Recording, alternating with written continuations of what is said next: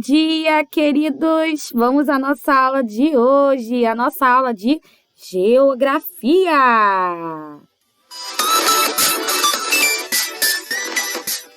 E hoje nós vamos falar sobre transformações da paisagem. E a tia está lá na página 285.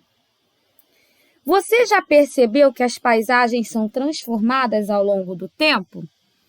Sim, né? Porque nós já estudamos muito sobre isso. E essas transformações, elas podem acontecer tanto por ação da natureza, como por ação do ser humano. Vamos estudar sobre isso agora. Então, vamos lá. As paisagens e a ação da natureza. Então, as paisagens podem ser transformadas pela ação de elementos da natureza, como o vento, a luz e o calor do sol, e a água da chuva, dos rios e dos mares. Então, vamos ver a seguir alguns exemplos de como isso acontece. Olha só, a formação rochosa denominada falésia, olha só como são conhecidas essas formações rochosas, chamamos de falésias. É transformada pela ação da água do oceano. Então, ao colidir constantemente, com esses paredões de rochas, as ondas do mar causam seu desgaste, conforme retratado aqui nessa fotografia. Então, conforme a água do mar vai batendo nas rochas, vai transformando, então, a paisagem. Olha só agora, as dunas. Então, as dunas são formas de relevo originadas por grandes porções de areia.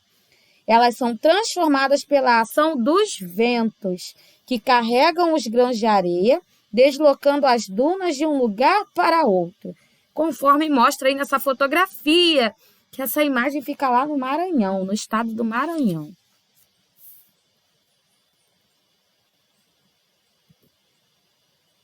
E agora nós vamos falar sobre as paisagens e a ação do ser humano. Ok? As paisagens e a ação do ser humano. Então, o ser humano também pode transformar as paisagens para atender suas necessidades, como no cultivo da terra para a alimentação, construção de estradas para a circulação de veículos e também a construção de casas para moradia. Então, ao observar uma paisagem, podemos identificar elementos que trazem informações sobre épocas diferentes, pois muitos deles permanecem na paisagem, enquanto outros são transformados ao longo do tempo. Então, isso é comum, é muito comum em cidades que possuem edificações antigas em meio às moradias. Então, lá no meio dos prédios novos, tem aquela moradia mais antiga. Os elementos mais antigos da paisagem mostram como as construções eram feitas, quais materiais eram utilizados e de que maneira as pessoas usavam cada ambiente. Já os elementos mais recentes sinalizam as necessidades de novas construções com outras funções, como o modo de construí-las e utilizá-las como foi se alterando. Então, dessa maneira, tanto os elementos antigos como as transformações revelam informações sobre o passado e o presente daquele lugar. Ok? Como essa fotografia aqui, que fica lá em Minas Gerais, em Belo Horizonte, Minas Gerais.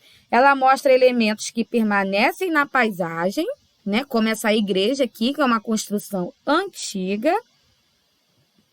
E mostra também, aqui, atrás, construções recentes, como esses edifícios aqui, construídos com materiais mais modernos. Então, numa paisagem, nós podemos observar permanências, coisas que continuam presentes, que vieram lá de antigamente e continuam presentes, misturados à paisagem atual. Agora nós vamos falar sobre os indígenas e a transformação da natureza. Então, os povos indígenas transformam as paisagens conforme suas necessidades e costumes também. Então, por conviverem geralmente em harmonia com a natureza, essas transformações acontecem de modo respeitoso, conservando o máximo possível dos recursos naturais. Então, os povos indígenas reconhecem que sem as florestas, os rios e o solo e os animais não conseguiriam garantir sua sobrevivência das próximas gerações.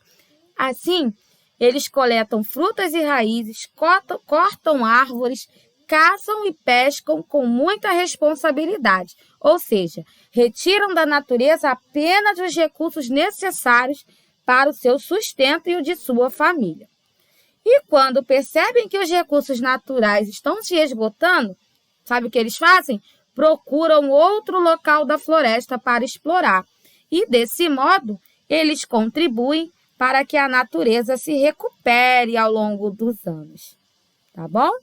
Então, pessoal, a natureza é muito importante para os povos indígenas. E para você, ela é importante? Responde aí para a tia. Vamos lá fazer as atividades que estão na página 287 e na página 289. Vamos lá, pessoal? Façam com bastante capricho, com bastante atenção, que daqui a pouquinho a tia posta a correção para vocês. Então, muitos beijinhos. Qualquer dúvida é só me chamar. Tchau, tchau, pessoal. Até a nossa próxima aula.